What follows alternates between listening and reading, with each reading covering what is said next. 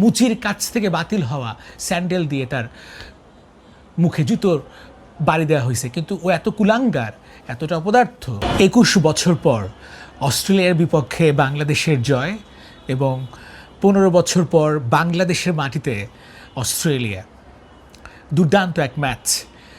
এবং সেই ম্যাচে দুজন ব্যক্তিকে নিয়ে কথা বলতে চাই, দুজন ক্রিকেটারকে নিয়ে কথা বলতে চাই এবং আরও দুই ব্যক্তিকে নিয়ে কথা বলতে চাই। প্রথমেই নাহিদ রানা, কি গতি, কি বাউন্স, কি আগ্রাসন, যেভাবে জশ ইংলিশের দিকে তেড়ে গেলেন, কিংবা প্রথম থেকেই বাউন্স কিংবা গতি দেয়া, গতি তার খুব ন্যাচারাল, 148, 149, 150। বাংলাদেশি কোনো পেসার এরকম তুলতেছে এবং দেখতে এত ভালো লাগে যে একজন করে দেখাচ্ছে। তিনি আমাদের টাইগার নাহিদ রানা, গতি তারকা। আমি আগেই বলেছি, যারা আমার ভিডিও দেখেন, ভুলেও দেখেন, তারা জানেন যে নাহিদ রানাকে আমি চিনি অনেক দিন ধরে। রাজশাহী প্রিমিয়ার লিগ কাভার করছি কয়েক বছর আগে, তখন গতি ছিল কিন্তু এলোমেলো লাইন লেংথ, কিন্তু এখন কি পরিপাটি, কি সুন্দর, শরীরের দিকে মারছে, ঘাড়ের দিকে মারছে, মাথার দিকে ছুটছে, আউটস্ট্যান্ডিং। মনে হয় নাহিদ রানা উঠছে, খুবই খুবই ভালো। এবং নাহিদ রানা বিশ্ব ক্রিকেটেরই একটা সম্পদ, বিশ্ব ক্রিকেটেরই একটা অ্যাসেট। বাংলাদেশে একজন 150 গতিতে বল করছেন, অস্ট্রেলিয়ার ব্যাটাররা খেলতে পারছেন না, অস্ট্রেলিয়ার ব্যাটাররা অস্বস্তিতে পড়ছেন। এটা দেখতে আনন্দের, এবং খেলা যেহেতু আনন্দই তো অবশ্যই। এবং জশ ইংলিশ, তারপর অ্যালেক্স ক্যারি এই মুহূর্তে অস্ট্রেলিয়ার যে দলটা আছে, এই দলটার মধ্যে সবচাইতে সেরা ব্যাটার। দেখুন, এইটা দ্বিতীয় সারির দল। এই প্রসঙ্গে একটু শেষে আসি। And second man Mosaddek Hossain Saikat, যে মানুষটার নিভু নিভু ক্যারিয়ার কিংবা ক্যারিয়ারই শেষ, আর ফিরবেন না, জাতীয় দলে 3-4 বছর পর ফিরলেন এবং ফিরে যে প্রত্যাবর্তন করলেন, যে লিখলেন, যে রঙে, যে তুলিতে, এটা আসলে মনে রাখার মতো। তার 4 ছক্কা, যদিও তিনি 4টা লাইভ পাইছে, এটা ক্রিকেটের অংশ, 4টা বার তার ক্যাচ কিংবা তার উইকেটগুলো ধরতে পারে নাই অস্ট্রেলিয়ান ফিল্ডাররা।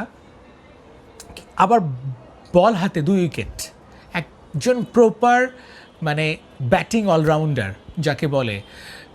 কিছুদিন আগে না, ঠিক ম্যাচের আগের দিন, অর্থাৎ গতকাল, যেমনটা বলছিলেন মেহেদী হাসান মিরাজ, যে আমি হচ্ছে বোলিং অলরাউন্ডার আর মোসাদ্দেক হচ্ছে ব্যাটিং অলরাউন্ডার, তাই তো দেখালেন। এবং দুজনের তারতম্য নিয়েও অনেক কথাবার্তা হয়েছে, কিন্তু এখন জায়গাটা পাকাপোক্ত করবেন এবং ভালো ব্যাটিং করবেন, আপনি প্রমাণ দিবেন যে ফুরিয়ে যায় না, ফুরিয়ে যেতে হয় না। এবং সামর্থ্য থাকলে, যোগ্যতা থাকলে, আমার যে ক্যাপাবিলিটি, সেইটা আমি প্রয়োগ করতে পারছি। স্পোর্টিং উইকেটে আমি দুর্দান্ত ব্যাট করছি, ওর জন্য 50, আমার জন্য 50। প্রতিপক্ষের জন্য যা ছিল, আজ বাংলাদেশের জন্য তাই অপেক্ষা করছে। এবং মাইটি অস্ট্রেলিয়া, তাদের বিপক্ষে এরকম দাপুটে ব্যাটিং এবং দাপুটে বোলিং, মোসাদ্দেক ইউ বিউটি। আরও দুজনের কথা বলতে চেয়েছি। একজন হচ্ছে এনায়েত চৌধুরী, আমাকে মানে তার কথাবার্তা, তার স্ট্যাটাস আপনারা দেখেছেন যে এই বাংলাদেশকে নিয়ে হয়ে যাবে, এই বাংলাদেশ আর উঠে দাঁড়াতে পারবে না, বিকজ অফ মেনি রিজন। সে আসলে একটা পারপাস সার্ভ করে, সার্ভ মিনস একটা পক্ষের, একটা মতের সঙ্গে তিনি কাজ করেন, যে কারণে বাংলাদেশের ক্রিকেটের উন্নতি, বাংলাদেশের ক্রিকেটের যে আপস অ্যান্ড ডাউন, কিংবা বাংলাদেশের ক্রিকেটের যে ক্ষতিটা করছে অন্তর্বর্তীকালীন সরকার, সেটার পক্ষে তিনি অবস্থান নিয়েছিলেন। এবং বাংলাদেশ আজকে অস্ট্রেলিয়াকে হারালো। এনায়েত চৌধুরীকে জুতা মারা হয়েছে আর কি, তাই না? তার 2 গালে কষে কষে 2টা জুতা মারা হয়েছে, এবং সেটাও মুচির কাছ থেকে বাতিল হওয়া স্যান্ডেল দিয়ে তার মুখে জুতোর বাড়ি দেওয়া হয়েছে। কিন্তু ও এত কুলাঙ্গার, এতটা অপদার্থ, যে এই জুতার মালা বা জুতার বাড়িটাও ও বলবে যে ঠিক আছে, কেউ তো দেখে নাই।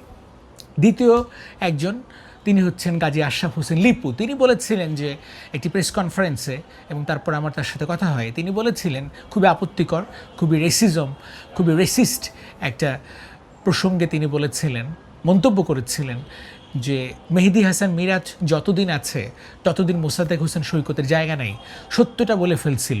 হয়তোবা ফ্রুটিকা খাইছিল অথবা মদ খাইছিল, জানি না কোনটা খাইছিলেন, কিন্তু তিনি সত্যটা বলে ফেলছিলেন এবং এইটা খুবই আলোচনার জন্ম দিয়েছিল। আমি তাকে সরাসরি প্রশ্ন করছিলাম এই ধরনের কথা তিনি বলতে পারেন কি না, এড়িয়ে গিয়েছিলেন, মিটিংয়ে আছে। পরবর্তীতে তিনি আর কথা বলেন নাই, কিন্তু এটা আমি ভিডিও ফেসবুক এবং ইউটিউবে দিছি।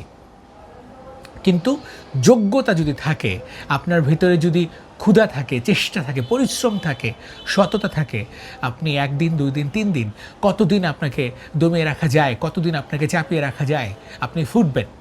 যেমনটা কংক্রিটের দেয়ালে কিংবা পিচ ঢালা রাস্তায় ছোট ছোট প্রাণ বৃক্ষ আমরা দেখি, ছোট ছোট গাছ, ছোট ছোট লতাপাতা বেড়ে ওঠে।